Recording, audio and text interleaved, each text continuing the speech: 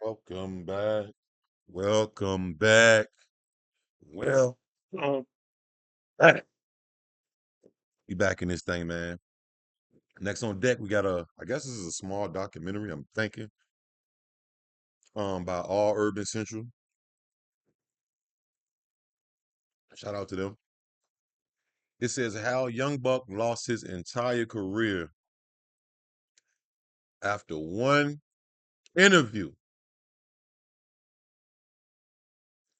If you don't know the story of Young Buck, it's a very complex one. So I'm just gonna play the video. I'm gonna play the fucking video, and we gonna motherfucking see what's going on. I know what's going on. I think. I don't. I gotta see. I don't know about the end. Let me see. Let's see. When G Unit first broke into the game, riding a wave of 50 Cent, they seemed unstoppable. The crew was united, and they were willing to take on any enemy. Out of all the members, Young Buck was one that stood out. Holler back when you see me. Young Buck bucking them down. Grateful for the opportunity that 50 handed him, he proved his worth early by delivering a platinum album. Things were looking up for the Nashville artist, but a single disagreement with the G Unit leader would be the catalyst to his downfall that he would never fully recover from. This is the story of Young Buck. This video is brought to you by All Urban Central in partnership with Real Go-Getters, narrated by me, Sav B. Like, subscribe, and hit the notification button. Let's get into it. Born in Nashville, Tennessee, Young Buck started rapping at 12 and was in a recording studio by 14. Cash Money's main man, Birdman, was impressed when he saw Young Buck at a rap battle. I had my people telling him, yo, man, he be spitting, man, try to get him to rap. And he was like, spit something, Lil one. You dig? And here it is. I went to rap, and he was like, whoa, hold on. Wayne, come here. Wayne spit, I was spit. I ain't gonna say who won. I just say I left respected with a plane ticket the next day. They ain't never wrong. Hello. Yeah. He signed Buck, who then dropped out of high school to tour with the label for 4 years. He felt blessed to be able to get his own shot at stardom. Wow, look at Buck and Manny Fresh. So he really was. Whoa, whoa, whoa! What the fuck? Whoa! Why is Young Buck hand around Manny Fresh like that? It's actually touching his shirt. Do y'all see that?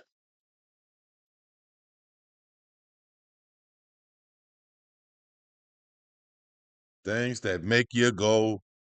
Mm-mm. Manny Fresh, you got explaining to do. The Shorty Wanna Ride star hung out with members of the label for years, but aside from appearances in a few music videos, he had nothing to show for it. He waited for a potential contract from Birdman, but the label head was too busy perfecting the booming careers of artists like Juvenile and Lil Wayne, and couldn't focus on building up another artist. Just moving with the team, looking to play my position and getting a chance when he put me in the game. And like I Why? See, I don't know if that's just the old school hustle of hip hop, but why wouldn't you make your own shit and be promoting your own shit if you on tour with these people? You don't got to step on their toes, but why the fuck is you waiting around for 4 years and you with the biggest? Fuck that! I would have been, I mean, I'm with y'all. So, but I got here go my CD, here go my album, or here go my video, or here go my, or this is what I do, or things of that nature. You know what I'm saying? Very foolish of Buck, but I mean, it kind of ended up working out for Buck. Let's get back into it though. say, I don't blame nobody. It never happened.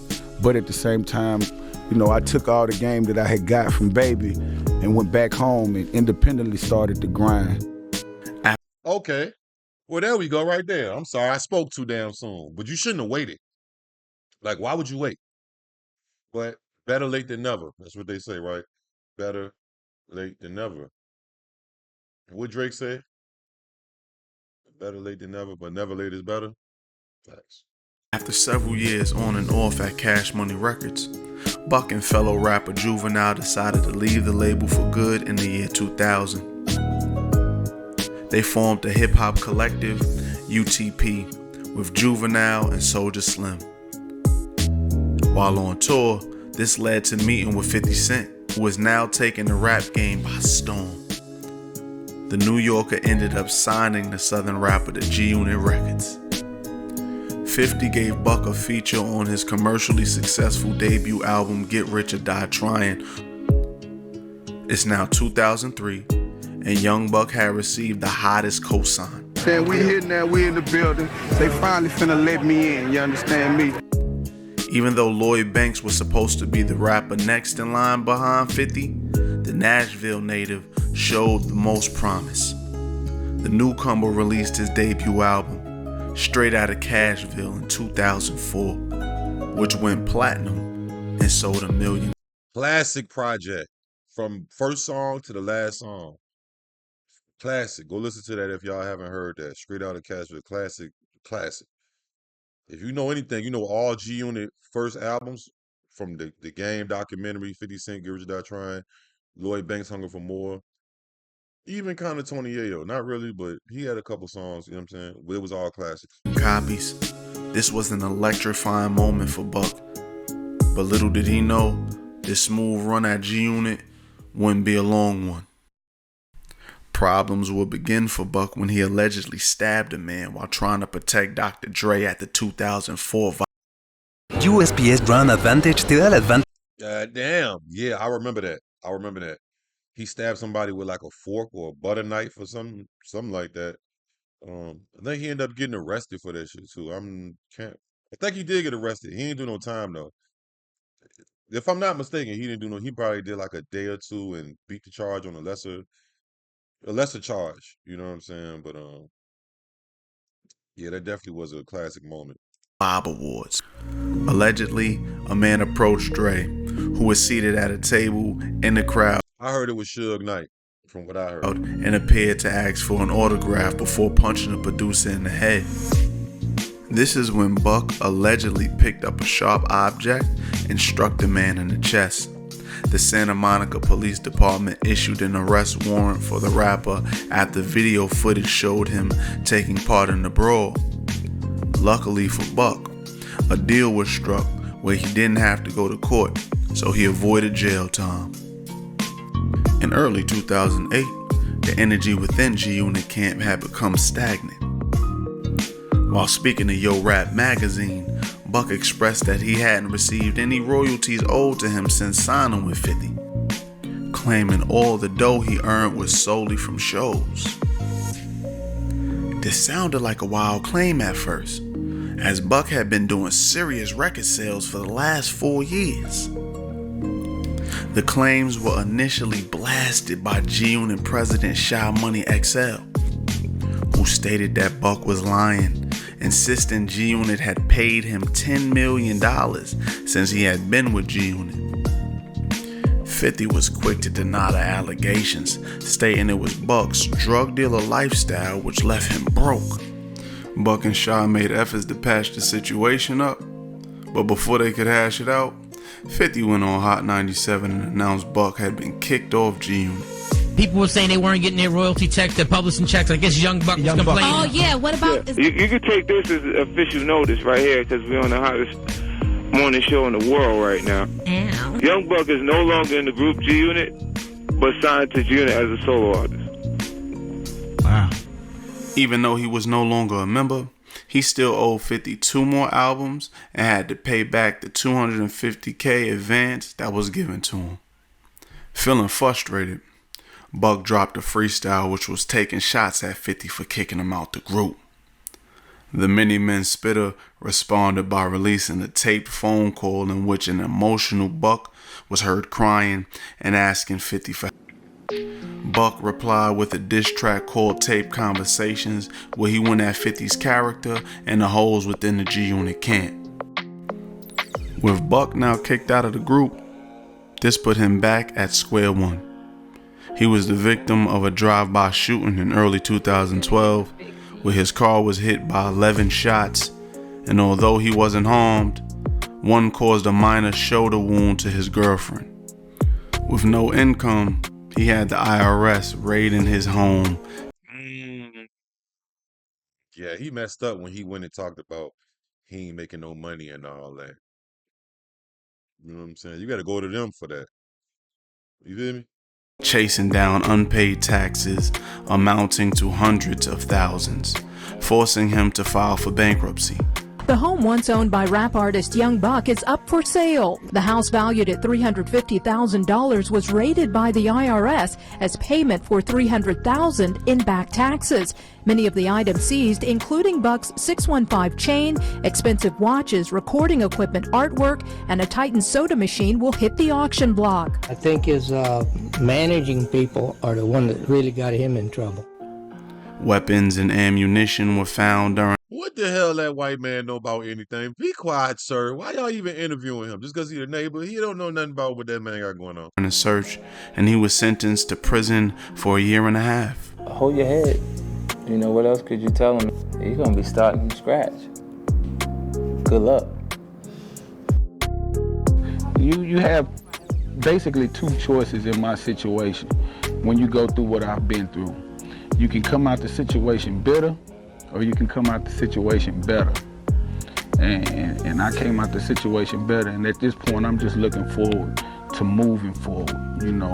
When he was released in 2013, even though he was no longer bankrupt, 50 was still on his back for the outstanding debt. This triggered more back and forth between the two former teammates. One of them was a low blow from 50, spreading a rumor that Buck had been intimate with a trans woman. No matter who people thought were taking the better shots, it was soon clear that Buck did not have the higher ground. This is because when he That's what really ruined Buck, the trans thing. And it happened again and again. If you don't know, it's just happening, 4 years ago, 3 years ago, he got caught again. It's just, yeah. signed to G Unit, he signed away 100% of his rights and publishing, which would end up leaving him indebted to the rap mogul for decades, leaving him with no leg to stand on. To pay off some of the debts owed, in 2023, the Tennessee rapper announced he was going to sell his music catalog in order to generate some revenue. Buck was once so honored to have the opportunity to make it in music that he overlooked the whole business side of the industry, leaving him indebted to G Unit for decades after being dropped. Calling out 50's business practices served him with a long-time grudge that the Jamaica Queens rapper refused to let go of. Yeah, that's one thing. 50 Cent ain't gonna never let go of the beef. He's one of them.